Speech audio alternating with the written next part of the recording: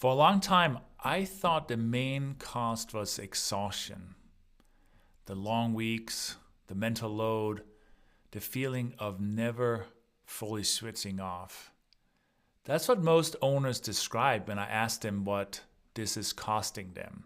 And that is real, but it comes down to think exhaustion is actually the smaller cost. There's actually a much, much bigger cost behind of all of this. And that cost is a little quieter. Most people don't see it until it's put directly in front of them. And not because something has happened, it's something that did not happen. It's always hard to see the things that doesn't happen, right?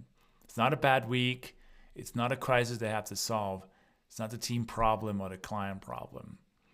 It's the initiative that's never started, the opportunity the owner couldn't get to, the version of the business that was generally possible that didn't get built because the owner was too deep in what they already built to reach what was next.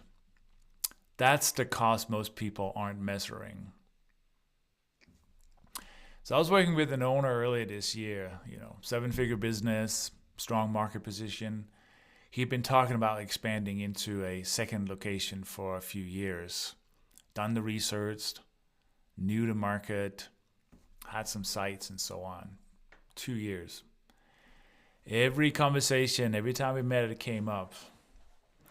And every quarter, something in the existing business needed him. And the expansion got pushed. So when I finally asked him directly what actually stopped it, he didn't say money, he didn't say market conditions. He just said, I couldn't get out of the weeds long enough to get the attention this new expansion required. So that's not a time problem. That's a design problem. The business he'd already built was consuming everything he had. Not because it was struggling, because it needed him in the middle of it. And the thing he wanted to build next required a version of him that wasn't available. The expansion didn't fall.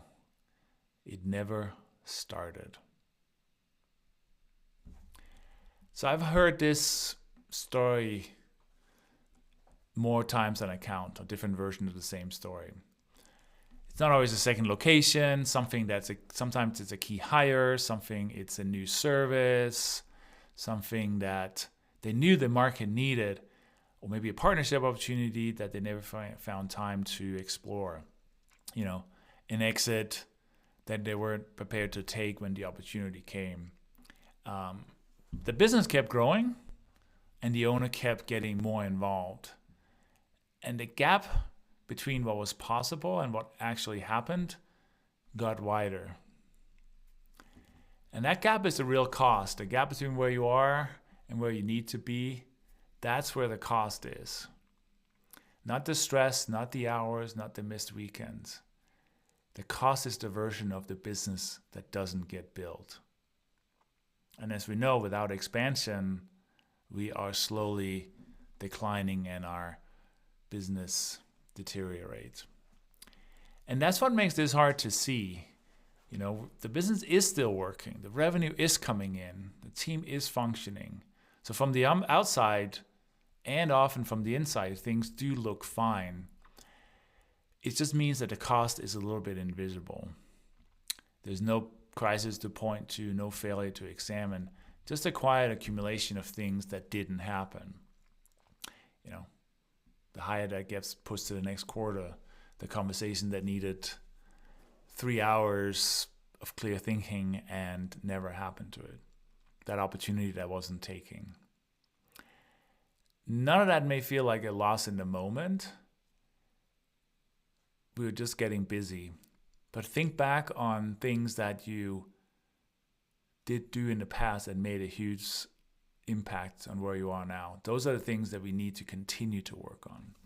But especially after years, 2 years, 5 years, over a decade of building a business where you're still in the middle of it and you can't expand, That's where the number gets uncomfortable. And people can feel that gap internally. They don't look at it directly very often, because looking at it means sitting with a question that's uncomfortable. Not how do I work less, but what happens since I continue to stay in the middle of the business? What has this ongoing need for my control actually cost me? So that question tends to produce a number or a name or a moment. And once you see it, it's hard to unsee. So what is it costing you that you are in the middle of your business every day? So if that question surfaced something for you, it's worth looking at directly.